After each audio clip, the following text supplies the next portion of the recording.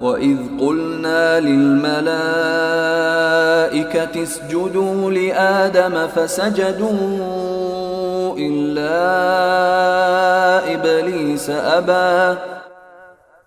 یاد کرو وہ وقت جب ہم نے فرشتوں سے کہا تھا کہ آدم کو سجدہ کرو، چنانچہ سب نے سجدہ کیا، البتہ ابلیس تھا جس نے انکار کیا۔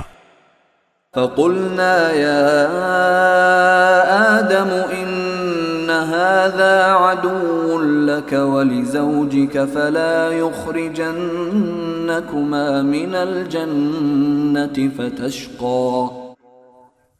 چنانچہ ہم نے کہا کہ اے آدم، یہ تمہارا اور تمہاری بیوی کا دشمن ہے، لہذا ایسا نہ ہو کہ یہ تم دونوں کو جنت سے نکلوا دے اور تم مشقت میں پڑ جاؤ۔ إِنَّ لَكَ أَلَّا تَجُوعَ فِيهَا وَلَا تَعْرَى۔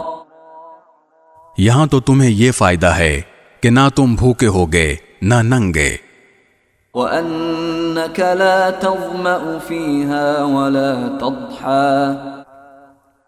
اور نہ یہاں پیاسے رہو گے نہ دھوپ میں تپو گے۔ فوسوس إليه الشيطان قال يا آدم هل أدلك على شجرة الخلد وملك لا يبلى۔ پھر شیطان نے ان کے دل میں وسوسہ ڈالا، کہنے لگا اے آدم، کیا میں تمہیں ایک ایسا درخت بتاؤں جس سے جاودانی زندگی اور وہ بادشاہی حاصل ہو جاتی ہے جو کبھی پرانی نہیں پڑتی۔